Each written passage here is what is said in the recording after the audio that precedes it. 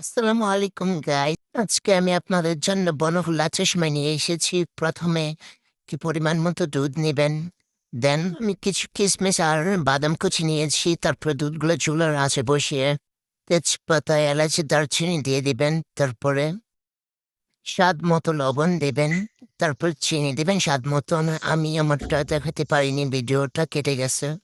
সবকিছু দিয়ে ভালো করে নেড়ে চেড়ে নেবেন। সেমাইয়ের দুধটা বলক আসলে চুলা বন্ধ করে দিবেন। এখানে ঘি দিয়ে দিবেন। ঘি দেওয়ার পর আমি যে বাদামগুলো কুচি করে রেখেছি ওইগুলা দিবেন। তারপরে কিশমিশগুলো দিয়ে দিবেন। দেন এগুলা দেখবেন যে নরম বা একটা কালার আসবে সুন্দর। এই কালারটা হলে তুলে নেবেন। এখানে আমি আবারও ঘি দিয়ে দেবো। ঘিটা একটু জাল হয়ে আসলে এখানে সেমাইগুলো ঢেলে দেবো, যে রাত্রের সেমাইগুলো আমি রেখেছি।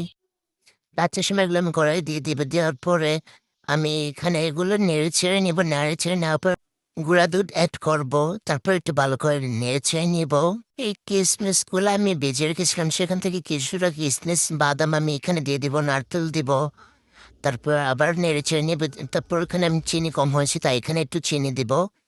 দেন এগুলা ভাজা ভাজা হয়ে গেলে আমি একটা পাত্রে তুলে নিব। নেওয়ার পরে এখানে ভালো করে আমি সুন্দর করে সাজিয়ে নিব।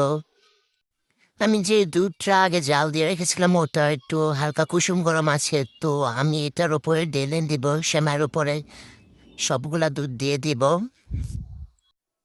দেওয়ার পরে দেখেন কি সুন্দর একটা কালার এসেছে, যা দেখতে ইয়ামি লাগছে।